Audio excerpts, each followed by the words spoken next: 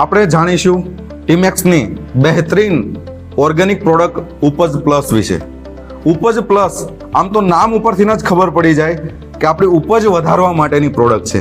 જી હા, ઉપજ પ્લસ એ આપણી ઉપજ વધારવા માટેની પ્રોડક્ટ છે. ઉપજ પ્લસનું નિર્માણ ખાસ કરીને એટલા માટે કરવામાં આવેલું છે કારણ કે આપણા પાકની અંદર ઘણી વખત એવી સમસ્યાઓ આવતી હોય છે કે આપણો સારો પાક હોય, સારા ફળફૂલ લાગેલા હોય, પણ અમુક વાતાવરણના બદલાવના કારણે એ ફળફૂલ એ આપણા છોડ ઉપરથી ખરી જતા પણ હોય છે. ઘણી વખત એવું પણ બનતું હોય છોડનો વિકાસ તો થઈ ગયો હોય પણ એમાં ફળફૂલ જ ના લાગતા હોય. આ બધી સમસ્યાઓની અંદરથી મુક્તિ મેળવવા માટે ટીમેક્સ રિટેલ લિમિટેડે એક બહેતરીન ઓર્ગેનિક પ્રોડક્ટનું નિર્માણ કરેલું છે જેનું નામ છે ઉપજ પ્લસ.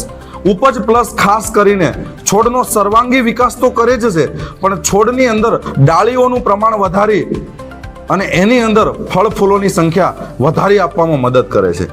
બીજું ખાસ કરીને ઉપજ પ્લસની અંદર રહેલા એમિનો એસિડ એ આપણા છોડને પ્રતિકૂળ પરિસ્થિતિની અંદર પણ ટકી રાખવામાં મદદરૂપ થાય છે. બીજું, જે પરાગરજ વહન કરતી મધમાખીઓ ને આકર્ષણ કરે છે અને એના કારણે આપણા છોડની અંદર ફળ અને ફૂલોની સંખ્યાની અંદર પણ વધારો થાય છે. ઘણી વખત એવું બનતું હોય છે કે વાતાવરણની અંદર જ્યારે બદલાવ આવે છે તો ફૂલ યા તો ફળ એ ખરી જતા હોય છે, તો ફળ અને ફૂલને ખરતા પણ અટકાવે છે. ઘણી વખત એવું પણ બનતું હોય છે કે ફળ ફૂલ તો લાગેલા હોય છે પણ એનું કદ મોટું નથી થતું, તો ઉપજ પ્લસની અંદર રહેલું કુદરતી પોટાશ જે આપણા ફળ ફૂલની ગુણવત્તા વધારવામાં પણ મદદરૂપ થાય છે.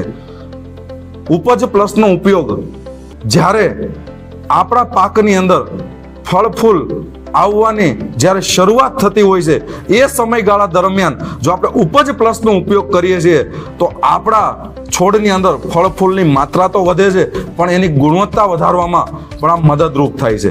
સાથે સાથે ઉપજ પ્લસ છે એ આપણા જમીનની અંદર રહેલા પોષક તત્વો છે એનું ખૂબ સારું વહન છોડ સુધી કરાવવામાં મદદરૂપ થાય છે, જેના કારણે આપણો છોડ છે એ તરોતાજા અને લીલોછમ રહે છે.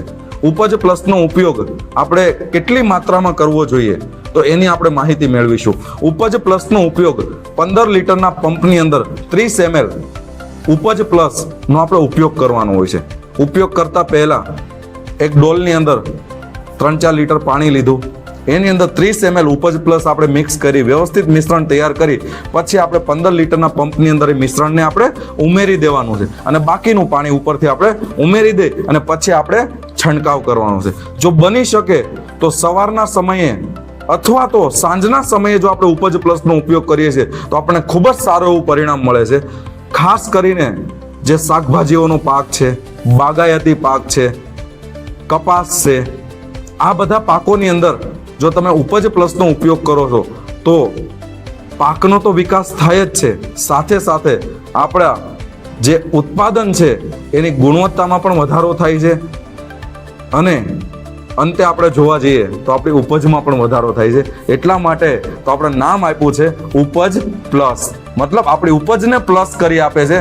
તો જી હા ખેડૂત મિત્રો, તમે પણ તમારા પાકની અંદર ઉપજ પ્લસનો ઉપયોગ શરૂ કરો અને તમે પણ તમારા ઉત્પાદનની અંદર પ્લસ કરો.